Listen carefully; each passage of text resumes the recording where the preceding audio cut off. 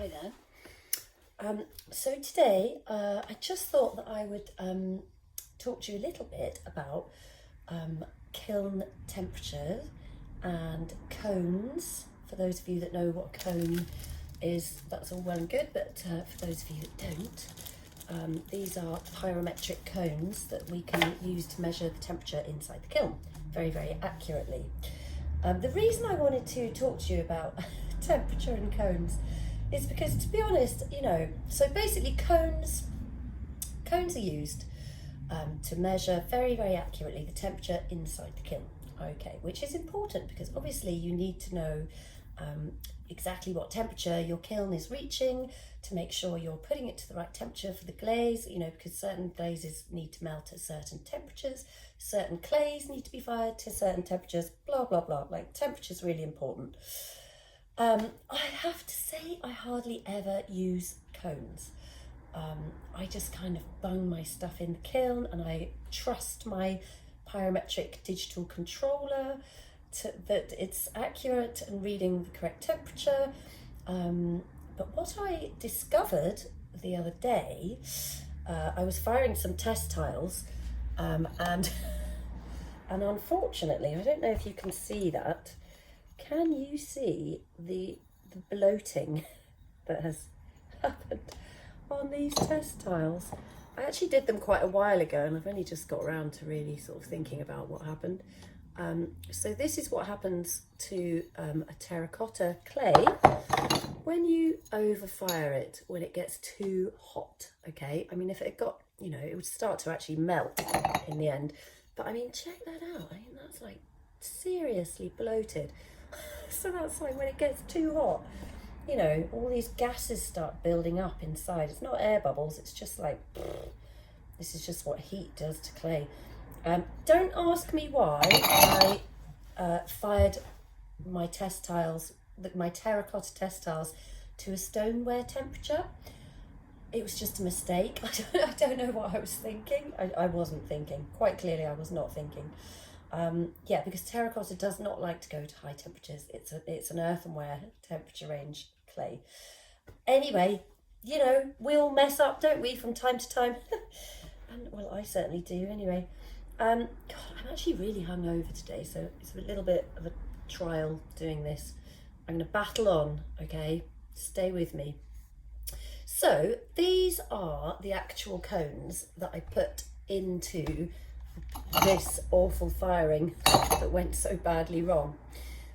So basically, all the different cones represent different temperatures, and what happens with a pyrometric cone is when you put it in the kiln, it will bend just exactly like that, okay, when it reaches the exact temperature that it has been manufactured to represent, okay?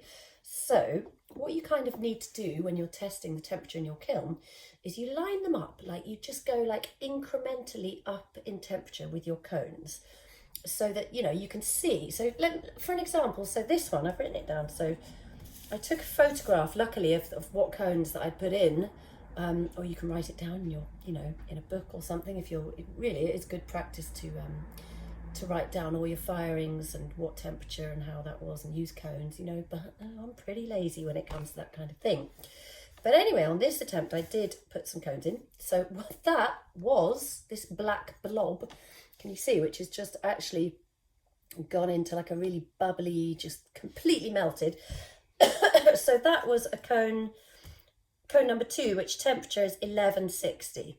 Okay, so we know that this cone, I mean, it's totally melted. If the kiln had only reached 1160, that cone would just be like nice and bent like that, okay? So it's gone way higher than 1160, okay? We definitely know that because basically it's a puddle, and it actually melted against the blimming kiln door. So now there's a big blob of cone on the inside of the kiln door, which is not good. Okay, so this cone is really weird. I think I put it in the wrong way around because it's actually going up. But anyway, it has completely flopped, and that was a 1215 temperature cone. So we know that the kiln got way hotter than 1215. So this one was cone number 8, which is 1263. Total flop, yeah? So that means that it's gone way beyond 1263. This one was a 1280 kiln, which is quite high. Totally flopped, yeah, melted and just flopped down. So we know that this kiln really overfired. And do you know what temperature I actually set it to? I set it, if I remember rightly, I set the kiln to 1250. And for it to have gone way over 1280 is, you know, this has told me that my kiln is really overfiring. And the probe that's in the kiln that, you know, links back to the digital controller, you know, it's not functioning right. So I didn't know until I did this that my little test kiln is really overfiring. Bertie's trying to get in, but I'm going to leave him out. So I think I need to fire the kiln and basically figure out what, you know, how much it is overfiring by putting some more cones into the kiln, different temperatures. So I've got a load of kilns here. So I'm actually going to put in, I mean, I never fire to stoneware temperatures, hardly ever. I don't know what I was, you know, for it to go like over 1280 is crazy. Right, so these are cone 10. This is 1305 temperature. So I'll just show you actually how to split your cones, because they often come like all joined together like that. He's barking at somebody now. Don't know who that is. So they come joined together, but all you need to do is kind of grab them firmly and just click them together, and you can separate them without damaging them, because they can be kind of fragile actually. You have to be a little bit careful with how you handle your cones. I think I've broken some before. You know, if you're not careful with how you're snapping them apart, you can break them. Okay, so the cones, they basically, they only bend in one direction, okay? So if you put the flat bit on a flat surface, you'll see that it like wants to go over in one direction. It's on like a little bit of a slopey base. So you can see that that one is going to want to bend that way. Okay, so you need to think about this when you put it on the clay. So you need like a sausage of clay to put your cones in. I mean, this is way too long, but it doesn't matter. So you put the highest cone. All you basically do is just squidge it. I just squidge it into a bit of clay like that so that it's upright, like that. Okay, so I know that's the 1305. Pretty high temperature. Wow. So now this one, the next one down is 1280. So I'm just checking which way it wants to fall, and I'm just going to line it up behind that one. So I know that it can bend how it wants to bend and not touch the other one and that kind of thing. Right, so these are joined together, so I'm just going to snap them apart. So I'm going down in temperature. So this one is 1263, just checking which way it goes. I'm just going to plop that one in there. 1263. So this one's 1186. I just think it's amazing that it's that accurate, you know. It's not just 1180, it's 1186 exactly, you know, and that is when it will bend. So let's pop that one in. Okay, so I'm just putting loads in because I want it to be as accurate as possible in finding out what the hell's going on with my test kiln, you know, because I like my little test kiln. It's really handy to have a tiny kiln that you can just bung stuff in and quickly get it fired, you know. So let's see, where does this one want to go? Okay, this one's 1160, so we'll just pop that one in there as well. And finally, this is an 1101. I mean, my favourite kind of temperature range for like a lot of what I do is about 1160, between 1140 and 1160. I love it. You know, I'm a very earthenware kind of person, and that is a great temperature for, it's a good mid-range temperature for loads of things. Okay, so you can see I've lined them all up. Quite pretty, aren't they? I'm just going to pinch off the rest of that sausage because it's massive.